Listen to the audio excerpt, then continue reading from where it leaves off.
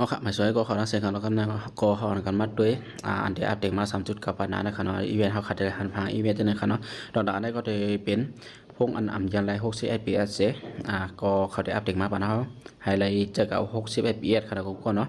ก็อันปุ่นกับ60 fps ก็ได้มันถือสูงกับเส้นนั้นเขาขัดใจใจสูงกับเส้นนั้นครับมันก็ติดนี้ไว้จังนั้นครับก็เนาะก็แล้วก็อันกันมาด้วยอันเป็นพุ่งค่ำนะครับก็เนาะพุ่งค่ำอันที่มาปัญหาเนี่ยก็ที่ปากของสามเนี่ยขัดมาเนี่ยครับป้าเนอในกำเหลียวนะครับเนาะก็เขาขาดหันM16ในนะครับเนาะ M16ในก็ดีป้ามาในพุ่งค่ำนะครับก็เนาะอันนี้ก็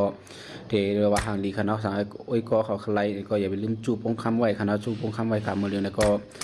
พอตกลื่นกาคือนะครับเนาะพอลูกเราได้ลุดพุ่งสองพุ่งเสียเอาอยู่สีจกก็ไล่ครับเนาะก็เนาะเลยแบบสีก็เลยว่าหางลีนะครับเนาะเลยไปหาก็ชี้นิ้วมือไว้จังนะครับเนาะ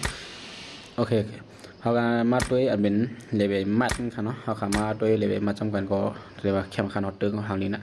ด่านได้ว่าใครก็อย่าไปลืมจูบงคำไว้เตี๋ยวเหมือนในกาเขาเนาะเตี๋ยวเหมือนในกาเลยมือเดียวกาเขาเนาะบงคำเขาก็ได้ปีกปั่นโจก็เลยเขาขาดเลยมีขยำจูมันไว้ยาวในเขาเนาะเขาขาดสามารถใจ